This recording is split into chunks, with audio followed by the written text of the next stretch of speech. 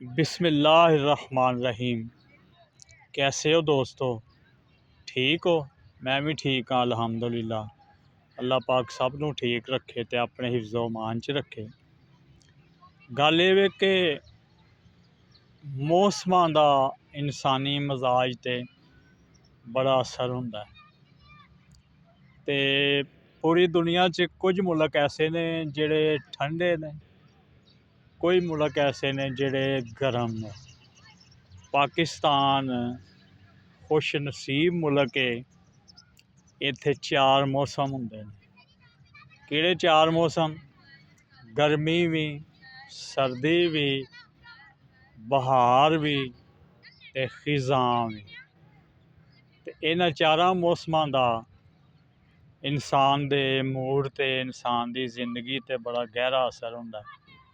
अपने अपने हर मौसम दा अपना अपना मिजाज हुंदा है। जिस तरह गर्मियां दे विच असीं मैंगो ठंडे करके, अंब ठंडे करके ਉਹ ਪੀਂਦੇ ਹਾਂ, ਉਤੋਂ ਕੱਚੀ ਲੱਸੀ ਪੀਂਦੇ ਹਾਂ। ਤੇ ਇਸੇ ਤਰ੍ਹਾਂ ਸਰਦੀਆਂ ਦੇ ਵਿੱਚ ਸਰਦੀਆਂ ਦੀਆਂ ਲੰਮੀਆਂ ਰਾਤਾਂ ਨੂੰ ਲੋਕ ਰਜ਼ਾਈਆਂ ਦੇ ਵਿੱਚ ਬਹਿ ਕੇ ਮੂੰਗਫਲੀਆਂ ਖਾਂਦੇ ਨੇ, ਚਲਗੋਜ਼ੇ ਖਾਂਦੇ ਨੇ, ਰੇਵੜੀਆਂ ਖਾਂਦੇ ਨੇ। ਔਰ ਪਹਿਲੇ ਜ਼ਮਾਨਾ ਹੁੰਦਾ ਸੀ, ਨਾਨੀਆਂ ਦਾਦੀਆਂ ਕਹਾਣੀਆਂ ਸੁਣਾਉਂਦੀਆਂ ਸਨ ਤੇ ਉਹ ਲੰਮੀਆਂ ਰਾਤਾਂ 'ਚ ਉਹਨਾਂ ਦੀਆਂ ਲੰਮੀਆਂ ਕਹਾਣੀਆਂ ਨਾਲ ਵਕਤ ਜਿਹੜਾ ਵੇ ਉਹ ਗੁਜ਼ਰ ਜਾਂਦਾ ਸੀ। ਹੁਣ ਉਹ ਨਾਨੀਆਂ ਦਾਦੀਆਂ ਦੀ ਕਹਾਣੀਆਂ ਦੀ ਜਗ੍ਹਾ 'ਤੇ ਪਹਿਲੇ ਟੈਲੀਵਿਜ਼ਨ ਆਇਆ, ਫਿਰ ਕੇਬਲ ਆਈ, ਹੁਣ ਮੋਬਾਇਲ 'ਤੇ ਹਰ ਚੀਜ਼ ਹੈ ਤੇ ਲੋਕ ਵੇਖ ਕੇ ਇੰਜੋਏ ਕਰਦੇ ਨੇ। ਇਸ ਤਰ੍ਹਾਂ ਗਰਮੀਆਂ 'ਚ ਇਨਸਾਨ ਅਸੀਂ ਛਾਂ ਲੱਭਦੇ ਹਾਂ, ਕਿਤੇ ਛਾਵੇਂ ਠੰਡੀ ਜਗ੍ਹਾ 'ਤੇ ਬੈਠੀਏ। ਇਸ ਤਰ੍ਹਾਂ ਸਰਦੀਆਂ ਦੇ ਵਿੱਚ ਧੁੱਪ ਲੱਭਦੇ ਹਾਂ, ਕਿਤੇ ਬਹਿ ਕੇ ਧੁੱਪ ਸੇਕੀਏ ਅਤੇ ਜਿਹੜਾ ਜਿਸਮ ਉਹਦੇ 'ਚੋਂ ਸਰਦੀ ਨਿਕਲੇ, ਖੁੱਲ੍ਹੇ ਜਿਸਮ।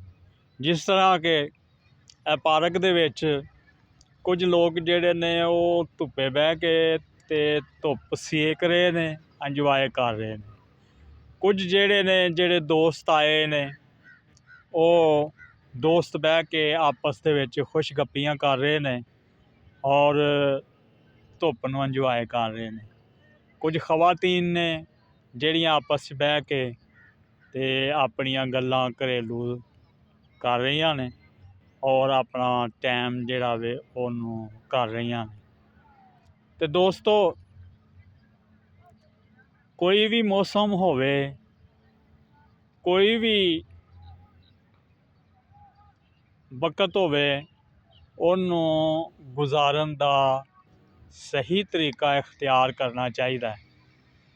ਅਤੇ ਅਸੀਂ ਤੁਹਾਡੇ ਵਾਸਤੇ, ਤੁਹਾਡੇ ਇੰਜੋਏ ਕਰਨ ਲਈ ਜਿਹੜੀ ਵੀਡੀਓ ਬਣਾਉਂਦੇ ਹਾਂ, ਤੁਹਾਨੂੰ ਇਹ ਚਾਹੀਦਾ ਕਿ ਉਹਨੂੰ ਵੇਖ ਕੇ ਉਹਨੂੰ ਲਾਇਕ ਕਰੋ, ਸ਼ੇਅਰ ਕਰੋ, ਫਾਲੋ ਕਰੋ, ਕਮੈਂਟ ਕਰੋ। ਅਤੇ ਦੋਸਤੋ, ਸਾਡੇ ਵੀ ਜਿਹੜੇ ਨੇ ਉਹ ਸਾਨੂੰ ਵੀ ਮਿਲੀਅਨ 'ਤੇ ਲੈ ਆਓ ਔਰ ਮਸ਼ਹੂਰ ਕਰ ਦਿਓ, ਕਿਉਂਕਿ ਫੈਸਲਾ ਜਿਹੜਾ ਆਵਾਮ ਦਾ ਹੁੰਦਾ ਹੈ।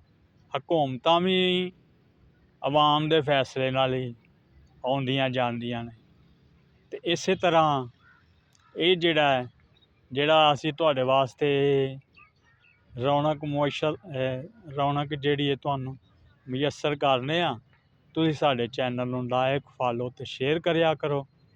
ਮੈਂ ਤੁਹਾਡਾ ਹੋਸਟ ਜਵੇਦ ਇਕਬਾਲ ਅੰਜਮ, ਅਤੇ ਤੁਸੀਂ ਉਹ ਅੰਜਮ ਕੇ ਸੰਗ। ਅਤੇ ਇਹਦੇ ਨਾਲ ਹੀ ਸਾਡਾ ਅਤੇ ਤੁਹਾਡਾ ਖੁਦਾ ਹਾਫਿਜ਼।